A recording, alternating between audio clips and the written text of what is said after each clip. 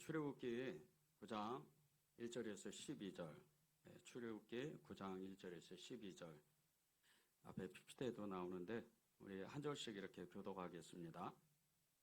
여호와께서 모세에게 이르시되 바로에게 들어가서 그에게 이르라. 히브리 사람의 하나님 여호와께서 말씀하시기를 내 백성을 보내라. 그들이 나를 섬길 것이니라. 네가 만일 보내기를 거절하고 억지로 잡아두면 여호와의 손에 들에 있는 내 가축 곧 말과 나귀와 낙타와 소와 양에게 더하리니 심한 돌림병이 있을 것이며 여호와가 이스라엘의 가축과 애굽의 가축을 구별하니니 이스라엘 자손에게 속한 것은 하나도 죽지 아니하리라 하셨다 하라 하시고 여호와께서 기한을 정하여 이르시되 여호와가 내일 이 땅에서 이 일을 행하리라 하시더니 이튿날에 여호와께서 이 일을 행하시니 애굽의 모든 가축은 죽었으나 이스라엘 자손의 가축은 하나도 죽지 아니한지라. 바로가 사람을 보내어 본즉 이스라엘 가축은 하나도 죽지 아니하였더라. 그러나 바로의 마음이 완강하여 백성을 보내지 아니하니라. 여호와께서 모세와 아론에게 이르시되 너희는 화덕의 재 두 움큼을 가지고 모세가 바로의 목전에서 하늘을 향하여 날리라. 그 재가 애굽 온 땅의 티끌이 되어 애굽 온 땅의 사람과 짐승에게 붙어서 악성 종기가 생기니라. 그들이 화덕의 재를 가지고 바로 앞에 서서 모세가 하늘을 향하여 날리니 사람과 짐승에게 붙어 악성 종기가 생기고 요술사들도 악성 종기로 말미암아 모세 앞에 서지 못하니 악성 종기가 요술사들로부터 애굽 모든 사람에게 생겼음이라. 함께 읽겠습니다. 그러나 여호와께서 바로의 마음을 완악하게 하셨으므로 그들의 말을 듣지 아니하였으니 여호와께서 모세에게 말씀하신과 같더라. 아멘. 우리 말씀을 계속 이어가고 있는데 오늘은 이제 이 애굽의 10가지 재앙 중 5번째하고 6번째 재앙인 이 이야기를 가지고 우리가 하나님의 말씀을 이렇게 받았으면 좋겠습니다. 오늘 기도 제목을 하나님이 주실 때 죄를 벗어나지 못하게 하는 것이 있다는 거죠. 죄를 벗어나지 못하게 하는 무언가가 있다. 그것이 무엇일까? 여러 가지 요인들이 있는데 그 중에 하나가 우리 스스로 만든 강팍한 마음입니다. 우리 스스로 만든 마음입니다.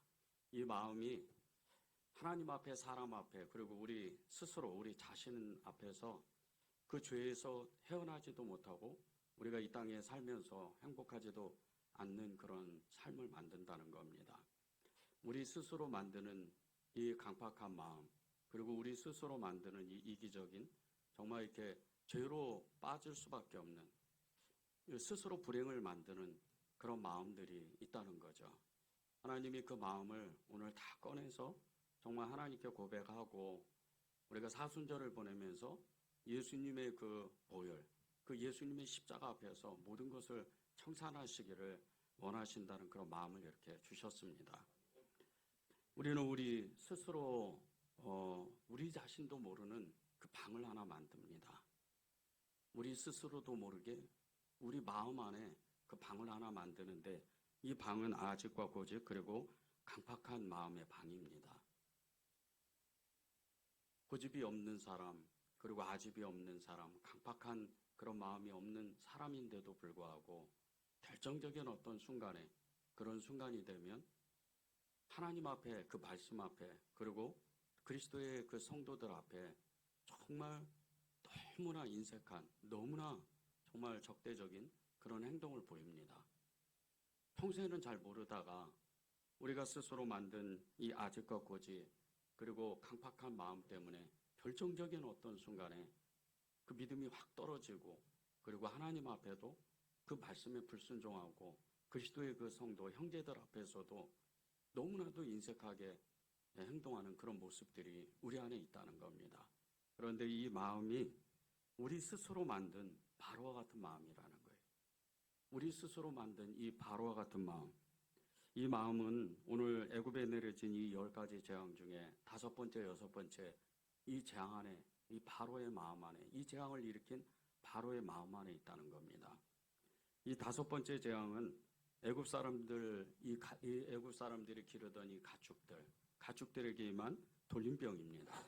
그리고 6번째 이 재앙은 이 애굽 사람들에게만 악성 종기입니다. 근데 이 돌림병과 악성 이 종기가 공통점이 있습니다. 이 돌림병과 여섯 번째 재앙인 악성 종기의 이 공통점은 너무 심하고 끈질기며 고통스럽다는 거예요. 너무 심하다는 거예요, 그게. 이 다섯 번째 돌림병은, 이 심한 돌림병은 거의 애굽의 가축들이 다 죽어나갑니다.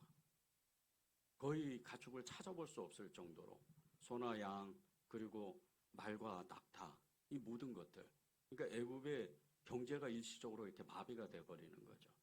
낙타와 말은 이동수단이고 그리고 소와 양은 음식이 되고 먹을거리가 되고 그리고 농사를 져야 되는 이런 정말 경제적인 활동을 해야 되는 그 애굽에서 꼭 필요한 가축들인데 일시에 다 죽어버리는 거예요. 그런데 이 돌림병이 하나님이 끝까지 쫓아가서 애굽의 거의 모든 이 가축을 다 죽이는 거예요. 그래서 이 재앙을 정말 너무 심하고 끈질기며 고통스럽게 임하는 재앙이라고 그러는 겁니다. 여섯 번째 이 재앙 또한 정말 너무나 이루 말할 수 없는 재앙입니다. 악성종기인데 이것은 이 악성종기는 풀무라는 뜻을 가진 쉐닌이라는 이 히브리어를 씁니다. 이 쉐닌이라는 히브리어는 불에 탄다, 뜨거워진다, 끊는다 이런 뜻이 있는데 고열과 더불어 피부가 붉게 부풀어 오르면서 극심한 가려움 증세를 동반하고 급기야는 그 상처에서 고름이 흘러나오는 무서운 이 피부병이라는 거예요. 이 피부병은 그러면 여러분 생각나는 사람이 있죠? 욥입니다. 욥이 이런 병을 걸려서 어찌할 바를 알지 못하는 거예요. 기와장으로 그냥 자기 몸을 푹떡 긁으면서 이 병에서 치유받기 위해서 하나님 앞에 나오지도 못하는 그냥 길거리에 쓰러져서 어찌할 바를 알지 못하는 그런 엄청난 질병입니다. 끝까지 목숨이 다할 때까지 이 사단이 욥을 그 목숨줄을 아주 잡아당기는 것과 같이 하나님이 그 목숨까지 허락하시면 욥이 그 자리에서 죽는 겁니다. 그렇게 질긴 아주 고통스러운 이런 이 재앙이 이 악성 종기라는 거예요. 근데 이 두 가지의 공통점, 이 공통점이 끈질기고 끝까지 괴롭히는 그런 질병인데, 그런 재앙인데, 이 두 재앙의 원인이 바로의 강팍한 마음이었다는 거예요. 이 바로가 얼마나 강팍한 마음을 가지고 있는지 그 두 재앙이 동시에 그냥 순간적으로 벌어지는 거예요. 처음에는 가축에게, 그 다음에는 사람에게 계속해서 일어난다는 거예요. 7절과 12절을 제가 읽겠습니다. 바로가 사람을 보내어 본 적이 이스라엘의 가축은 하나도 죽지 아니하였더라. 그러나 바로의 마음이 완강하여 백성을 보내지 아니하니라. 12절입니다. 그러나 여호와께서 바로의 마음을 완악하게 하셨으므로 그들의 말을 듣지 아니하였으니 여호와께서 모세에게 말씀하신과 같더라. 이 7절에서 나오는 바로의 마음이 완강하였다. 또 12절에 나오는 여호와께서 바로의 마음을 완악하게 하셨다. 이 두 말씀은 같은 뜻을 가지고 있습니다. 스스로 포기하지 않는 강팍한 마음을 이 바로가 가지고 있다는 거예요. 절대 포기 안 하는 거예요. 양보도 안 하고 절대로 자기 마음을 내어주지를 않는 거예요. 스스로 포기하지 않는 이 강팍한 마음, 이 마음이 우리 안에도 있다는 거예요. 우리 안에도 그 마음이 너무나도 정확하게 정말 하나님이 어찌 그 방에서는 손을 대지 못할 정도로 인색하고 강팍하고 아직과 고집에 휩싸여서 절대 하나님을 쫓아가지도 않고 하나님을 믿지도 않고 회개하지도 않는 그런 마음이 우리 안에도 있다는 겁니다. 스스로 강팍해진 이 마음이 우리를 불행하게 만들어요. 죄를 짓는 것은 물론이거니와 하나님 앞에 정말 행복해야 되는 우리 한 사람 한 사람의 인생 자체가 너무나도 인생의 그 질고를 걷고 인생의 굴곡을 겪는 거예요. 죄에서는 빠져나오지를 못해요. 그런데 우리의 인생 가운데 예수님을 믿으면 적어도 우리 얼굴이 정말 밝아지고 기뻐하고 감사하고 그렇게 세상을 정복하면서 다스리면서 세상을 이기신 그 믿음, 예수님의 믿음으로 살아야 되는데 그저 그냥 쩔쩔매고 인생이 가장 불행한 사람처럼 그렇게 사는 거예요. 예수님은 온데간데 없고 그렇게 하나님 앞에 온전하지 못한 삶을 사는 겁니다. 그런데 그렇게 산 이 원인이 이 바로의 강팍한 스스로 만든 그 강팍한 마음과 같이 우리 안에 아집이 있고 고집이 있고 이 바로가 그렇게 강팍했던 스스로 만든 강팍한 이 마음이 있다는 거예요. 그것이 하나님 앞에 늘 나오지 못하는 걸림돌이 돼요. 이 마음은요, 이 스스로 강팍해진 마음은 유황불이 폭풍과 같이 내리는 그 재앙 속에서 소돔과 고모라의 사람들이 가지고 있던 마음이에요. 절대 하나님 앞에 회개 안 합니다. 그 유황불을 맞으면서도 죽어가면서도 절대 하나님 앞에 회개 안 해요. 요한계시록 12장 6절에서 17절에 보면요, 하늘에 별들이 떨어지는 거예요. 마지막 심판 때 하늘에서 별들이 이 땅에 떨어지는데 그 떨어지는 그 어마어마한 재앙 속에서도 이 강한 자들, 정말 자기가 그냥 자기 힘으로 사는 이 강한 자들이 가졌던 그 마음이었어요. 요한계시록 6장 12절에서 17절을 제가 읽겠습니다.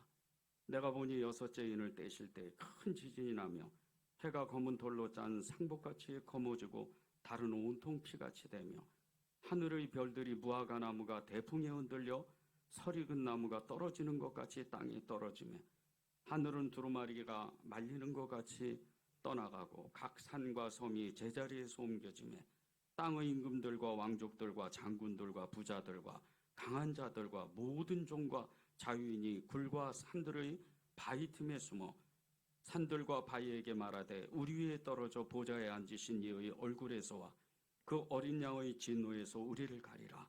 그들의 진노의 큰 날이 이르렀으니 누가 능히 서리오 하더라. 하늘에서 그렇게 별이 떨어지는데 하나님 앞에 살려달라고 회개하고 그렇게 나와야 되는데 차라리 바위가 나를 가리고 산이 나를 가려서 죽기를 바라는 거예요. 스스로 지옥으로 떨어지는 거죠. 우리가 가지고 있는 이 아집과 고집, 이 강팍한 마음은요, 끝내는 하나님께 버림받는 거예요. 이 마음이 바로의 그 바로 한 사람에게 있던 마음이 아니에요. 성경에서는 늘 회개하라, 하나님 앞에 돌아와라. 우리가 사순절을 보내면서 하나님 앞에 정말 돌아오고 또 돌아오는, 매년마다 돌아오는 이 순례의 길을 나오지만 그 사순절 기간 딱 40일 동안 그렇게 지나고 나면 여전히 죄를 짓고 여전히 하나님 앞에 강파하고, 특별히 교회 안에서 같은 형제들끼리, 믿음의 사람들끼리 너무나 인색하고 정말 이기적인 그런 삶을 사는 거예요. 그러니 어떻게 행복하겠어요? 우리 인생이 어떻게 행복하겠어요? 행복할 수가 없습니다. 세상이 오늘 망하고 세상이 오늘 완전히 정말 없어진다 하더라도 우리가 하나님 앞에 나올 때 정말 하나님, 그렇습니다. 저는 하나님을 사랑합니다. 그렇게 나올 수 있는 마음이 우리 안에 생겨야 되는데, 우리 안에 저절로 있어야 되는데, 그렇게 세상이 혼탁하고 어지러울 때, 세상이 멸망의 그 시기가 다가올 때 우리는 오히려 거꾸로 행동한다는 거예요. 이게 우리의 강팍한 마음이에요. 마지막 심판 때 회개하면서 하나님을 찾기보다는 정말 이를 갈면서 하나님을 원망하는 그런 마음이 우리 안에 있다는 거예요. 이 마음이 여러분 안에 나는 없는데, 나는 그런 사람이 아니야, 그런 분도 계실 수도 있어요.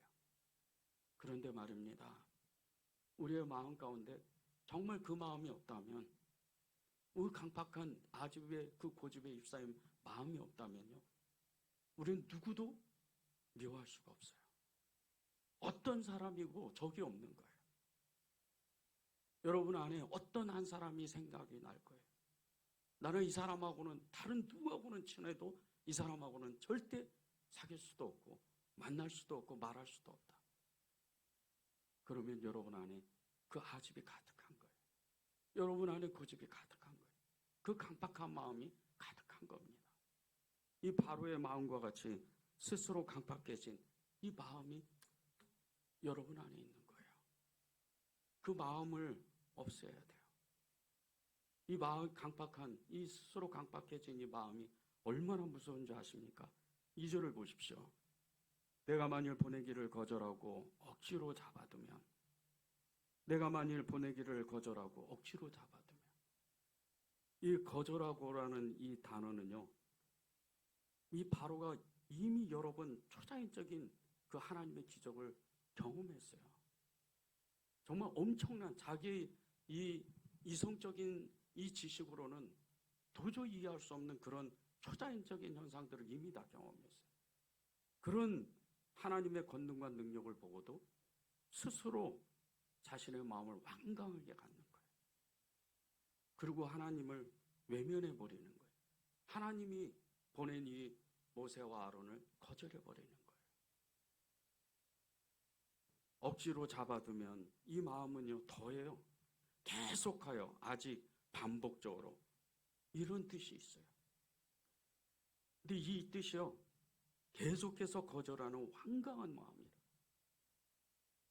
계속해서 나는 당신이 하나님인지 당신이 나를 사랑하는지 모른다는 거예요. 계속 거절하는 거예요. 하나님이 찾아오고 또 찾아오는데도 그 마음을 계속해서 거절해버려요. 내 안에 강팍한 마음이 있으니까, 내 안에 아직과 고집이 있으니까 그 하나님의 그 사랑의 말씀을 듣지를 못해요. 그 마음의 방에서 딱 문을 닫아버립니다. 그 문을 닫으니까 아무리 하나님이 그 문을 두드려도 문이 열려지지가 않는 거예요. 그래서 요한계시록에 3장 20절에는 이렇게 말씀하는 거예요. 볼지어다 내가 문 밖에서 내 문을 두드리니 내가 문을 열면 내가 들어가 너와 더불어 먹고 마시고 너는 나와 더불어 먹고 마시다. 그렇게 말씀하는 거예요. 제발 문을 열어달라는 거예요. 제발 문을 열어달라. 그 문을 열어주면 내가 하나님의 마음, 나의 그 사랑의 마음을 너에게 부어주겠다. 그렇게 주님은 계속해서 오늘도 그렇게 이 거절하고 억지로 잡아두는 이 마음을 향해서 두드리는 거예요. 하나님께서 죄 짓는 사람에게 정말 너는 지옥 가야 돼. 너는 마지막 심판을 받아야 돼. 절대 그러시지 않아요. 우리를 회개시키기를 원하세요. 그리고 당신의 그 모습을 다시 회복하고 정말 돌아온 탕자와 같이 그렇게 그 손을 꼭 붙잡고 주님은 당신의 나라로 우리 한 사람 한 사람을 이끌고 싶어 하시는 분이 그분이세요. 회개하라, 회개하라, 회개하라. 그렇게 말씀하시는 건요. 다른 뜻이 아니에요. 하나님의 전적인 호의예요. 무한적인 사랑입니다. 정말 끝없는 아가페적인 그런 사랑인 거예요. 그 사랑에 우리의 마음을 하나님 앞에 드리기만 하면 돼요. 백년 사순절 기간을 고난주간을 이렇게 보내면서 우리의 마음을 왠지 모르게요. 점점 고난주간에 가까우면서 마음이 경건해집니다. 겸허해져요. 그래서 그때는 정말 경건하게 살려고 애를 써요. 십자가 앞에서 그분이면 다라고 고백하면서 그렇게 그분 앞에 나가려고 그래요. 그런데 부활주일이 다 끝나고요. 불과 몇 달만 지나면 그렇게 경건하려고 했던 그 온전한 순수했던 그 마음이 이내 사라져버려요. 그리고 또다시 옛사람으로 돌아가고 그 순전했던 마음이 강팍한 마음이 그 아직과 고집에 그 똘똘 뭉친 그 마음으로 변해버리는 거예요. 이런 마음을 빨리 깨달아야 돼요.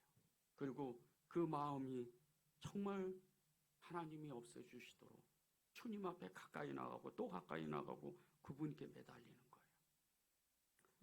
1735년에 미국 매사추세츠 노햄프셔의 부흥 이야기는요.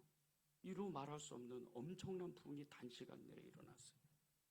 수백 명이 한꺼번에 회심을 했습니다. 그 부흥 이야기를 조나단 에드워즈 이 목사님이 책으로 썼어요. 이 책 제목이 놀라운 부흥과 회심 이야기입니다. 그 책 속에 아비가일이라는 그 여인의 이야기가 나와요. 극적인 회심을 겪어요. 죽기 일주일 전이에요. 이 아비가일 허치슨이라는 이 여인은 지적인 집안에서 태어났어요. 그래서 그녀의 부모님은 평소에 조용하고 가정적이며 침착한 성격의 소유자였습니다. 예수님을 정말 잘 믿는 사람들이었어요. 늘 변함없는 그 모습으로 이성적인 그 신앙을 가지고 하나님 앞에 경건한 삶을 살려고 애를 썼어요. 그 부모 덕인지 이 아비가일이 정말 너무나 차분한 그 성격의 소유자였어요. 예수님 믿는 그 신앙도요, 거의 변화가 없는, 정말 이 사람이면 예수 믿는 사람이겠구나, 그럴 정도의 믿음을 가졌어요. 그런 이 아비가일이 정말 너무나 고통스러운 일을 당합니다. 죽을 병에 걸려요. 오늘 죽을지 내일 죽을지 알지 못하는 죽을 병에 걸리는 거예요. 그렇게 그 고치지 못할 지병을 앓고 있는 그녀의 마음 안에는 하나님에 대한 원망이 싹트기 시작해요. 끝없는 분노가 일어나요. 왜 내가 이 죽을 병이 걸려? 왜 내가 이런 고통을 당하는가? 그런 정말 아픔의 시간을 보내요. 그러다가 이 노 햄프셔 이 지역의 부흥의 역사, 성령의 엄청난 부흥의 역사를 그 소식을 듣는데 평소에 자기하고 알던 어떤 여인이 갑자기 회심했다는 이야기를 들어요. 그리고 자기도 정말 주님을 다시 한번 만나야 되겠다. 그리고 성경을 읽기 시작합니다. 월요일부터 목요일까지 성경을 계속해서 끊임없이 힘들지만 읽어가요. 그렇게 성경을 읽는데 목요일 날 이 아비가일에게 갑자기 엄청난 회심의 역사가 일어나요. 성경을 읽는 중이에요. 이 아비가일이 성경을 읽다가 자신의 안에 있는 죄에 대한 이 악한 본성이 있다는 것을 스스로 깨달아요. 그렇게 착하고 그렇게 신앙이 좋은 이 아비가일이 그렇게 깨닫는 순간에 자기 안에 있는 죄된 본성, 곧 악한 본성이 너무나 크게 느껴지기 시작합니다. 나중에는 너무나 큰 두려움이 임해요. 이러다가 지옥에 가는 건 아닐까. 극도의 공포 속에 빠집니다. 그리고 그녀가 그 순간 깨달은 게 있어요. 자기가 자기의 병을 고치려고 좋은 의사들을, 정말 실력이 좋은 의사들을 찾아다니면서 정작 자기의 영혼이 어디로 가는지 알지 못하는, 자기의 영혼이 어디에 있는지도 조차 모르는 그것을 순간적으로 깨달아요. 그리고 자기 안에 있는 원죄와 병든 몸 때문에 하나님을 원망한 죄, 부모님을 진정으로 사랑하지 않는 이 죄를 한 번에 깨닫습니다. 그 중심이 자신만이 소중하다. 그렇게 스스로 만든 이기적인 이 마음이라는 것을 깨닫는 거예요. 그것을 깨닫는 순간서부터 이 아비가일이 너무나 급변하게 사람이 변합니다. 너무나 빠르게 그 마음의 변화를 받고 그 병세가 급격히 정말 나빠지는 가운데도 오직 예수님만 붙잡아요. 그렇게 일주일을 보내요. 그리고 마지막 순간에 그 가족들이 죽음이 두렵지 않느냐? 아직도 그 믿음이 여전하냐?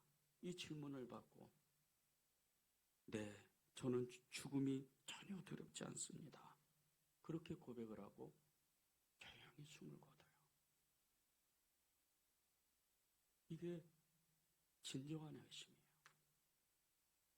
여러분이 정말 회심을 경험했다면 여러분이 지금 그 누구보다도 가장 행복한 사람이 돼야 돼요.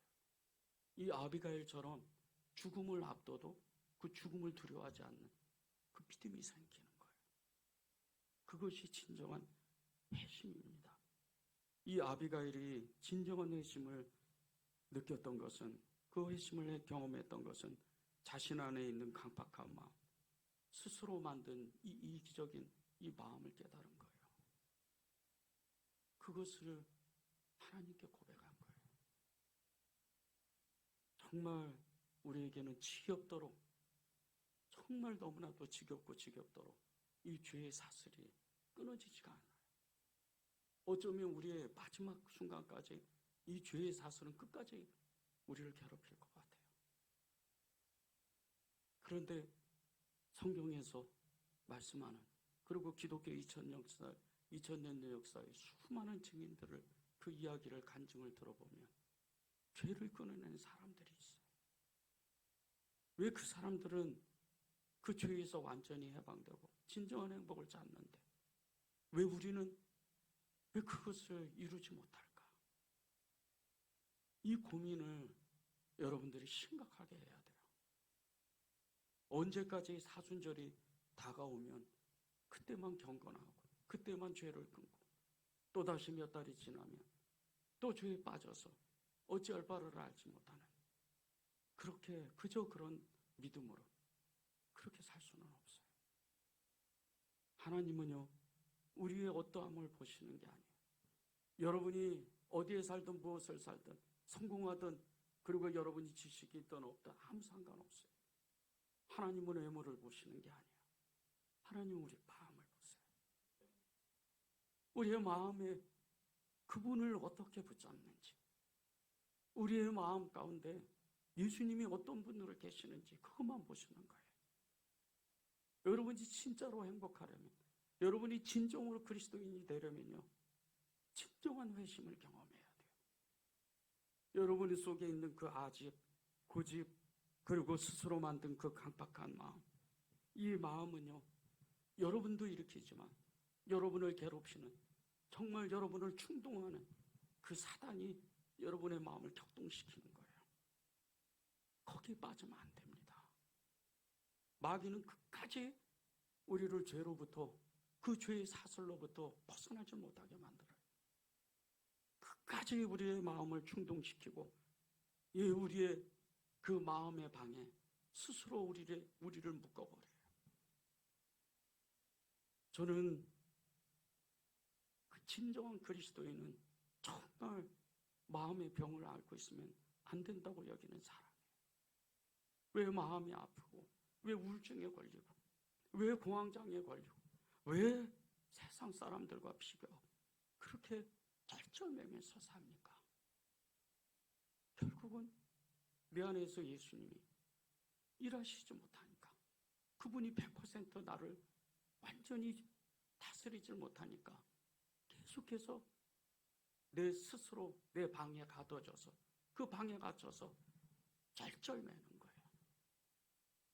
진정한 회심을 겪으면요, 내가 스스로 나를 묶어버린 이 강팍한 마음에서 완전히 벗어나게 돼요.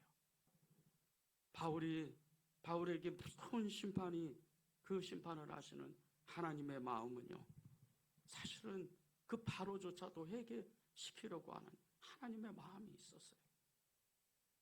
5절 6절을 보세요. 여호와께서 기한을 정하여 이르시되 여호와가 내일 이 땅에서 일을 행하리라 하시더니 이튿날에 여호와께서 일을 행하시니 애굽의 모든 가축을 죽였으나 이스라엘 자손의 가축은 하나도 죽지 아니한지라. 그냥 하나님의 입장에서는요, 이 바로의 이 애굽 땅에 있는 모든 가축을 그냥 죽이면 돼요. 시간이 둘 필요가 없으세요. 말을 안 들으니까. 그런데 하나님이 하시는 일을 보세요. 기한을 정했다 하잖아요. 내일이래요. 내일까지 네 완악한 마음을 바꾸기만 하면 그런 재앙이 일어나지 않는다는 거예요. 회개도 기회가 있습니다. 회개할 기회가 있어요. 기한이 있어요. 그 기한이 하나님이 무한정으로 주시는 게 아니에요. 기회가 있어요. 그 기회를 놓치면 마음이 강팍해져요. 마음이 굳어져 버립니다. 그리고 오랜 시간이 지나는 거예요.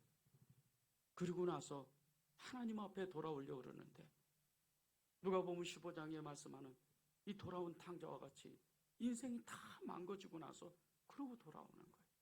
물론 그것도 하나님의 큰 축복이에요. 그런데 우리는 성경을 읽지 않습니까? 예수님을 믿잖아요. 빨리 돌아오는 방법이 있다는데 왜 우리가 멀리 돌아가요? 그럴 필요가 없는 거예요. 하나님이 말씀하실 때 그 말씀 앞에 우리의 그 무릎을 꿇고 그분의 자비를 구하면 하나님은 언제나 동일하게 우리를 용서하셔요. 그분 앞에 나오기만 하면 돼요. 진정한 내심과 회복은요, 하나님 앞에 무릎을 꿇을 때예요. 하나님 앞에 회개할 때예요. 그때부터 우리의 진정한 회심이 일어나고 진정한 회복이 일어나는 거예요. 그러면 우리의 인생이 완전히 달라지는 거예요. 하나님은 우리를 향해서 끝없이 용서하는 분입니다. 용서가 그냥 용서가 아니에요.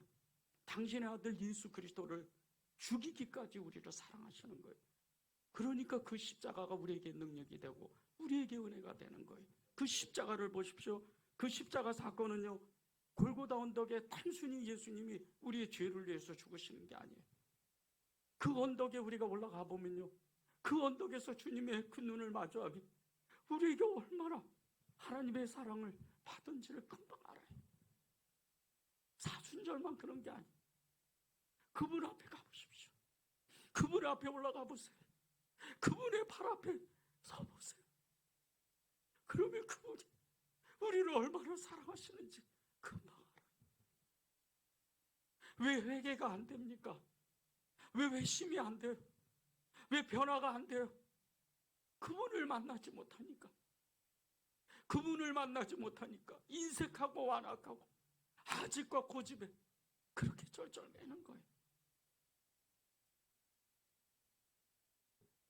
하나님은요, 저와 여러분에게 예수님의 그 십자가 앞에서 진정한 회개를 원하세요. 그분 앞에 나오십시오. 그분 앞에서 하나님, 저는 정말 주님을 사랑하고 싶습니다. 그렇게 고백하는 거예요. 시편 51편 17절을 보십시오. 하나님께서 구하시는 제사는 상한 심령이라. 하나님이여 상하고 통회하는 마음을 주께서 멸시하지 아니하시리이다. 자신의 부하인 이 우리야 37명 안에 들어가는 부하 중에 부하예요. 이 다윗을 생명과 같이 여기는 자신의 부하를 그냥 죽여버리는 그 아내 바세바와 간음하고 그런 완악한 이 다윗이요, 하나님 앞에 통해자복해요. 그런데 이 다윗이요, 불과 그 일이 일어난 지 얼마 안 돼서 나단 선지자가 그를 찾아왔을 때 모든 사람들 앞에서 통해자복해요. 왕의 왕. 그냥 통해자복하는 게 아니에요. 상한 심령으로 정말 통해하는 그 마음으로 하나님, 저는 죽어야 됩니다. 살아있을 필요가 없습니다. 그런 마음으로 회개하는 거예요. 그래서 다시 회복되는 거예요. 여러분이 다윗과 같은 그런 권력을 가지고 있는 사람, 다윗과 같은 그런 부를 가지고 있는 사람, 그런 명예를 가지고 있는 사람, 그런 지식을 가지고 있는 사람, 여기 안에는 아무도 없어요. 다윗이 누군 줄 아십니까? 하나님과 마음이 합한 사람이에요. 그런 사람도 통해자복해요. 여러분 누굽니까? 진정한 회복. 진정한 회복은 진정한 회심이에요. 거기서부터 출발하는 거예요. 여러분이 스스로 만든 그 아직 고집, 그 강팍한 마음을 하나님 앞에 고백하십시오. 그러면 여러분의 인생이 달라집니다. 찬양하고 기도하겠습니다.